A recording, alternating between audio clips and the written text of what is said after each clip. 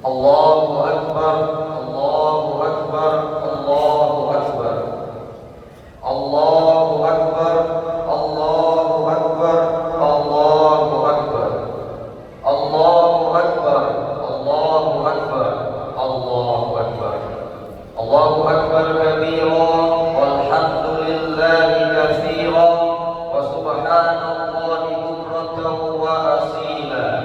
La ilaha illallah wa la na'budu illa iyyah mukhlisina lahu-d-din walau karihal kafirun. La ilaha illallah sadaqa wa'dah wa nasara 'abdah wa a'azza jundahu wa hazama al-ahzaba wahdah. La ilaha illallah wallahu akbar walillahil hamd. Innal hamdalillah nahmaduhu wa nasta'inuhu wa nastaghfiruh wa na'udzu billahi min shururi anfusina wa min sayyiati a'malina. Man yahdihillahu fala mudilla lahu wa man yudlil fala hadiya lahu. Asyhadu an la ilaha illallah wa asyhadu anna Muhammadan abduhu wa rasuluh. Nusalli wa nusallim ala habibina wa nabiyyina Muhammad sallallahu alaihi wasallam.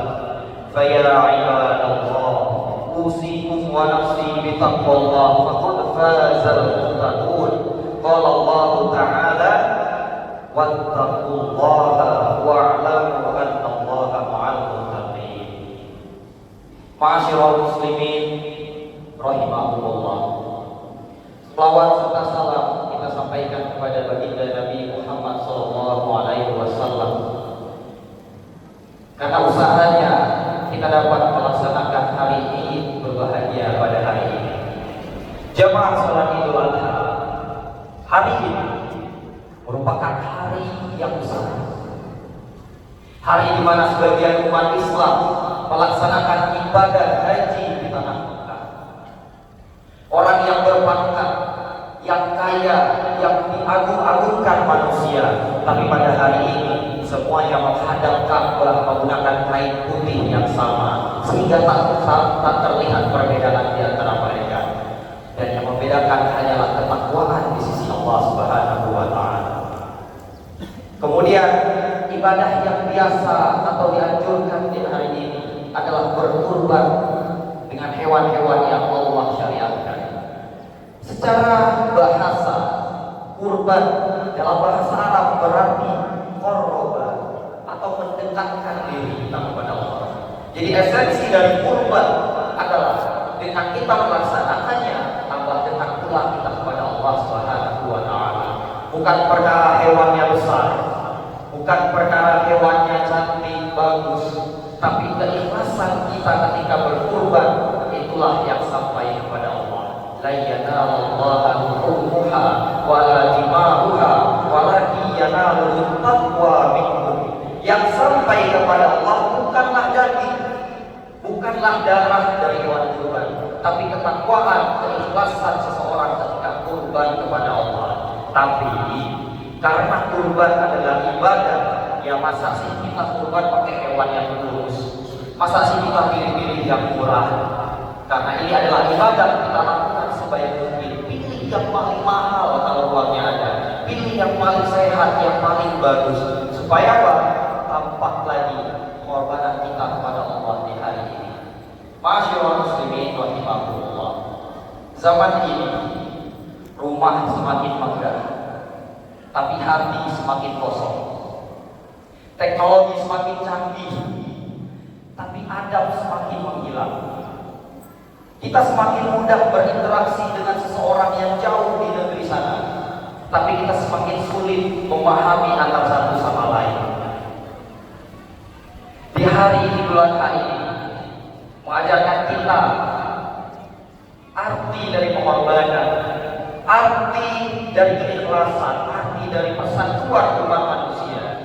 Karena kosongnya hati rapuhnya iman dan masyarakat yang tidak saling mengerti, maka hadirlah anak yang tidak memiliki arah, orang tua yang kehilangan wibawa, serta masyarakat yang rapuh serta hancur. Hari ini, hari kurban, hari Idul Adha, mengajarkan kita bahwa kita bukan hidup sendiri di muka bumi. Kita hidup bersosial, kita hidup bersama orang lain. Maka patutlah kita memperbaiki sosial kita dengan orang lain. Jemaah sholat Idul Adha yang Allah muliakan, hari ini kita sama-sama membangun masyarakat yang religius dan memiliki akhlak dan peduli sama orang lain. Dalam membangun masyarakat yang bagus sesuai dengan yang diharapkan oleh Allah dan Rasulullah, tentu ada 3 pilar yang harus kita lakukan. 3 pilar yang harus kita benahi, bukan untuk saling mendahului tapi berjalan bersama.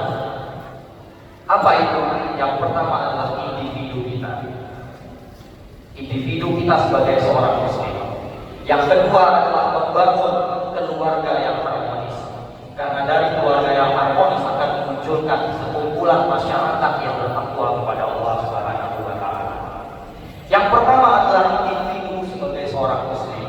Di hari kurban ini, kisah Nabi Ibrahim dan Nabi Ismail alaihissalam mengajarkan kita arti tunduk kepada Allah Subhanahu wa taala.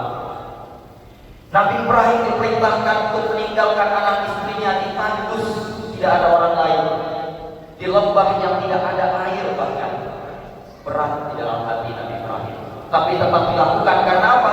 Tunduk kepada Allah Subhanahu wa taala. Ketika bertahun-tahun tidak bertemu, Nabi Ibrahim diperintahkan untuk menyembelih Ismail. Berat rasanya untuk dilakukan, tapi tetap tunduk dan patuh terhadap perintah Allah, maka itu diupayakan.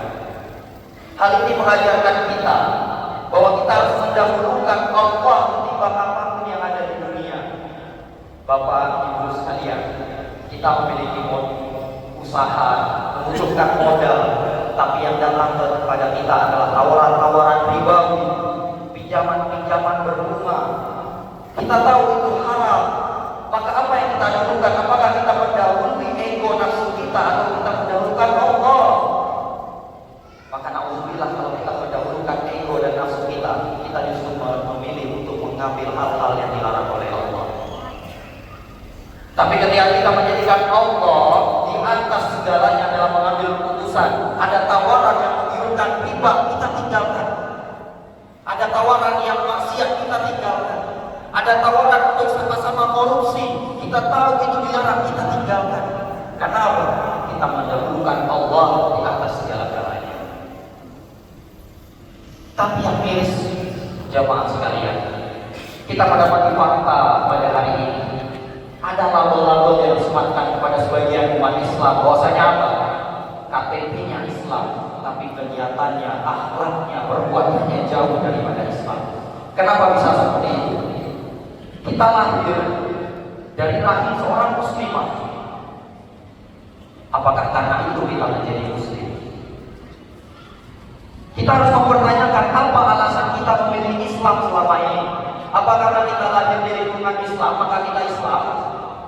Apakah karena kita lahir dari rahim seorang muslimah lalu kita menjadi seorang muslim? Lalu bagaimana jadinya kalau kita lahir dari rahim seorang kafir? Apakah kita lantas ikut kafir? Maka alasan inilah yang lemah di antara kita. Kenapa? Kita memilih Islam tanpa alasan yang kuat. Dan memilih Islam tanpa alasan yang kuat akan menimbulkan perhitungan terhadap syariat Islam. Ketika diperintah untuk sholat, kenapa saya harus sholat? Ketika diperintahkan zakat, kenapa saya harus zakat? Saya yang mencari uang, saya capek, saya lelah, kenapa harus saya keluarkan? Ketika diperintahkan puasa Ramadan, kenapa saya harus puasa? Dan alasan inilah yang timbul ketika kita memilih Islam karena itu kebutuhan. Yang harusnya kita lakukan adalah kita memilih Islam. Harus banyak tanya, kenapa Islam agama terbaik? Kenapa kita memilih Allah? Kenapa kita memilih Al-Quran? Kenapa kita memilih Nabi Muhammad? Ketika kita sudah memilih alasan kenapa kita memilih agama Islam, saat itulah kita akan beribadah secara tunduk dan ikhlas kepada Allah Subhanahu wa taala. Kemudian yang kedua, membangun keluarga yang harmonis. Kita sama-sama memahami, bahkan pakar parenting pun sudah menjelaskan, orang tua harus hadir di tumbuh kembang anaknya. Kita melihat hari ini, orang tua mampu memberikan fasilitas yang mewah kepada anaknya, tapi tidak mampu memberikan perhatian kepada anaknya. Orang tua sibuk mencari harta dari pagi sampai sore, sampai lupa kalau anaknya sedang ada masalah, sampai lupa anaknya sedang mendapatkan prestasi, sehingga timbul apa? Anak akan kehilangan arah, anak kehilangan bimbingan, bahkan orang tua akan kehilangan wibawa di hadapan anaknya, karena anaknya tidak merasakan kehadiran orang tuanya. Lalu bagaimana kita selaku pencari nafkah yang mencari harta dari pagi sampai sore bahkan malam supaya bisa menafkahi anak istri? Ada satu kisah unik yang diajarkan lagi oleh Nabi Ibrahim alaihissalam. Bapak Ibu sekalian, ketika Nabi Ismail ditinggalkan oleh Nabi Ibrahim di lembah yang tandus ketika saat masih bayi. Lalu kapan mereka bertemu? Ketika Nabi Ismail telah tumbuh dewasa, bahkan setelah menikah. Itu artinya apa? Paling minimal 20 tahun mereka terpisah. Harusnya ketika seorang anak tidak pernah bertemu orang tuanya, harusnya Ismail menjadi anak yang tidak patuh sama orang tuanya. Kenapa? Dia tidak merasakan kehadiran orang tuanya. Tapi faktanya apa? Justru Ismail menjadi sangat taat kepada Nabi Ibrahim, tunduk dan patuh kepada ayahnya. Kenapa? Nabi Ismail ketika ditinggalkan oleh Nabi Ibrahim juga ditinggalkan akidah dan tauhid. Orang tuanya mungkin tidak hadir secara fisik, tapi orang tuanya hadir di dalam doa. Orang tuanya tidak meninggalkan harta kepada Ismail, tapi meninggalkan tauhid dan akidah kepada anaknya. Sehingga Nabi Ismail dan Nabi Ibrahim yang walaupun tidak bertemu dalam waktu yang panjang, tapi mereka tetap menjadi keluarga yang harmonis. Lalu pelajaran yang kedua, kenapa bisa Ismail tetap taat kepada ayahnya Ibrahim walaupun tidak bertemu dalam waktu yang panjang? Bapak Ibu sekalian, ternyata ada peran ibu yang sangat besar di sana. Ibunda Hajar mengajari tauhid dan akidah kepada anaknya. Mohon maaf. Kita seringkali mendapati masyarakat kita ketika suami dan istri bercerai, apa yang mereka lakukan? Dalam upaya mendapatkan hati anaknya, ketika anaknya main ke rumah bapaknya bilang, "Nah, ibu kamu gak bener, ibu kamu gak becus, ibu kamu bla bla bla bla." Ayahnya memperjelek mantan istrinya. Ketika anaknya datang ke rumah ibunya berbuat hal yang sama. "Nah, bapak kamu gak bertanggung jawab, bapak kamu meninggalin kamu, bapak kamu gak mau nafkahin kamu." Mereka berdua mengira dengan cara itu dapat mendapatkan hati anaknya. Tapi yang anaknya dapat adalah stres, kebingungan, kenapa orang tua saya seperti ini. Tapi lihat yang dilakukan Ibunda Hajar ketika ditinggalkan oleh Ibrahim di Mekah yang tandus. Ibu Hajar tidak mengatakan kepada Ismail, "Nah, bapak kamu gak tanggung jawab, bapak kamu ninggalin kita." Tidak. Justru Ibunda Hajar mengajarkan apa? "Nah, bapakmu sedang melakukan perintah Allah. Bapakmu meninggalkan kita karena Allah yang nyuruh. Kita memiliki tauhid kepada Allah Subhanahu wa Ta'ala. Maka itulah yang membangun keluarga yang harmonis." Keluarga yang sejatinya adalah berawal dari rumah yang baik. Apalah daya ketika rumah besar, rumah mewah, rumah megah, tapi suami lebih suka di luar rumah. Apalah daya rumah yang mewah serta cantik, tapi istri lebih suka main sama teman-temannya. Apalah guna rumah yang gede, kamarnya banyak, tapi anaknya lebih suka di rumah temannya ketimbang di rumahnya sendiri. Karena apa? Mereka tidak mendapatkan ketentraman di rumah sendiri. Maka rumah yang sejatinya adalah bukan perkara besar atau mewah, tapi di rumah itu semua keluarga merasa nyaman di dalamnya. Kemudian yang ketiga adalah masyarakat. Teman-teman, Bapak Ibu sekalian, di hari Idul Adha ini ada satu amalan yang sangat dicintai oleh Allah, yaitu kurban. Kenapa dengan kurban? hari inilah kita akan memberi orang fakir miskin makanan yang nikmat, memberikan orang yang tidak pernah bahkan memakan daging dapat merasakan nikmatnya daging. Pada hari ini semua orang merasakan bahagia di hari Idul Adha. Tapi Bapak Ibu sekalian, 3 hal ini merupakan pilar yang harus kita bangun. Tapi ada satu hal yang menjadi payung di atasnya, yaitu sistem atau lingkungan. Bapak Ibu sekalian, ternyata keputusan-keputusan dari pemerintah kita justru akan menghadirkan lingkungan yang sehat, lingkungan yang adaptif, lingkungan yang kondusif untuk menjadi insan yang bertakwa. Seorang anak sudah diberi nasihat sama orang tuanya ribuan kali di dalam rumahnya. Seorang anak sudah didoakan orang tuanya ribuan kali di atas sejadah.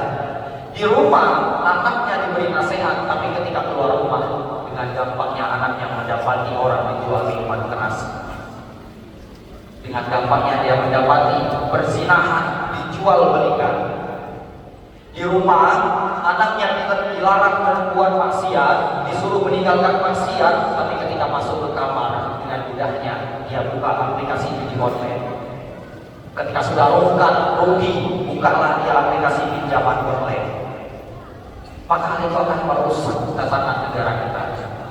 Bapak Ibu sekalian, satu keputusan dari pemerintah kita akan sangat berpengaruh kepada kondisivitas masyarakat kita. Kita bayangkan ketika ada satu tanda tangan dan ditandatangani oleh dasar kezaliman, maka akan berapa banyak umat Islam yang mendapatkan hal-hal yang buruk. Kita masyarakat tidak mampu untuk menghilangkan narkoba di negeri ini, tapi pemerintah beserta aparatnya mampu untuk menghilangkan hal ini. Kita masyarakat tidak mampu menghapuskan perzinahan yang legal di tengah-tengah kita, tapi pemerintah beserta kepolisian mampu untuk menghilangkan hal ini. Kita tidak bisa marah-marah kepada penjual minuman keras, tapi pemerintah mampu dengan satu tanda tangannya menutup semua penjual miras. Sehingga apa? Dengan keputusan-keputusan inilah masyarakat kita akan mendapatkan suatu tatanan yang kondusif. Apa jadinya ketika keluarga kita, anak kita dalam masalah karena tidak ada lingkungan keluarga yang baik, dia bukan kembali ke rumah cerita ke orang tuanya, tapi melampiaskannya di narkoba dan narkotika, dan melampiaskannya di perzinahan, melampiaskannya di hal-hal buruk yang Allah larang. Nauzubillah min dzalik. Maka 3 pilar inilah yang harus kita bangun, serta satu payung yang agung, yaitu keputusan-keputusan dari pemerintah yang justru membuat lingkungan kita menjadi lebih kondusif. Barakallahu li wa lakum wa nafa'ani wa iyyakum bima fihi minal ayati wa dzikril hakim. Astaghfirullah li wa lakum wastaghfiruhu innahu huwal ghafurur rahim. Allahumma shalli ala sayyidina Muhammad wa ala ali sayyidina Muhammad.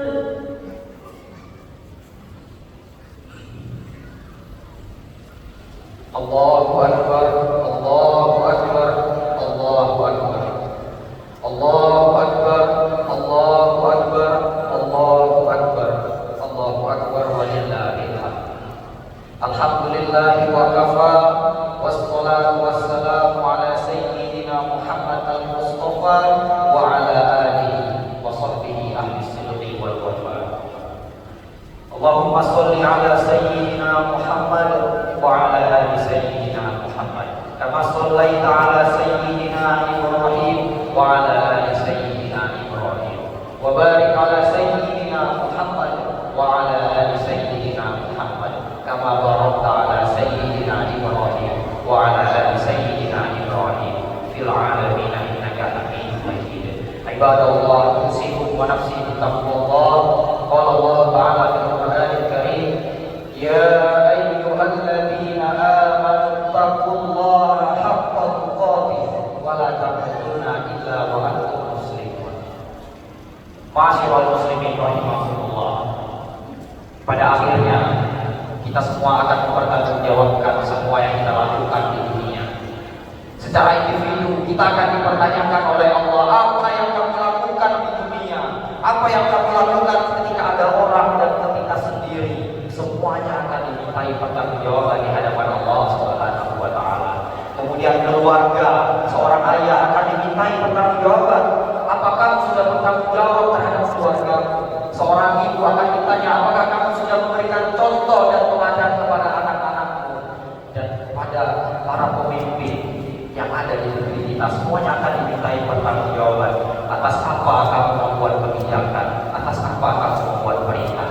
Dan kita akan kembali kepada Allah individu secara masing-masing dan mempertanggungjawabkan apa yang kita lakukan selama ini. Inna Allah wa malaikatahu yusholluna 'alan nabi ya ayyuhalladzina amanu shallu 'alaihi wa sallimu taslima. Shalli wa sallim ala habibina Muhammad sallallahu alaihi wasallam. Allahumma ighfir lil muslimina wal muslimat wal mu'minin wal mu'minat al ahya minhum wal amwat innaka sami'un qaribun mujibud da'wat ya wajal hajat. Rabbana ighfir lana wa li walidina wa hamhum kama rabbawna shighara. Ya Allah, ampuni dosa-dosa kami, dosa keluarga. Jangan sampai kami menghadap kepadamu dengan hati yang kotor ya Allah. Bersihkan hati kami sampai kami bertemu dengan hati yang bersih ya Allah. Rabbana hab lana min azwajina wa dhurriyyatina qurrata a'yun waj'alna lil muttaqina imama. Ya Allah, keluarga kami adalah tanggung jawab kami. Maka berikanlah kami kemampuan untuk membimbing dan membina keluarga. Rabbana atina fid dunya hasanah wa fil akhirati hasanah wa qina adzabannar. Ya Allah, jadikanlah kami beserta pemimpin kami orang yang bertakwa, yang selalu takut kepadamu dimanapun dan kapanpun. Amin ya rabbal alamin. Walhamdulillahi rabbil alamin. Ibadallah, innallaha ya'muru bil 'adli wal ihsani wa ita'i dzil qurba wa yanha 'anil fahsya'i wal munkari wal baghi ya'idukum la'allakum tadhakkarun. Fadhkurullaha al-'azim yadhkurkum washkuru 'ala ni'amihi yazidkum wa la dzikrullahi akbar. Wallahu ya'lamu ma tasna'un. Assalamualaikum.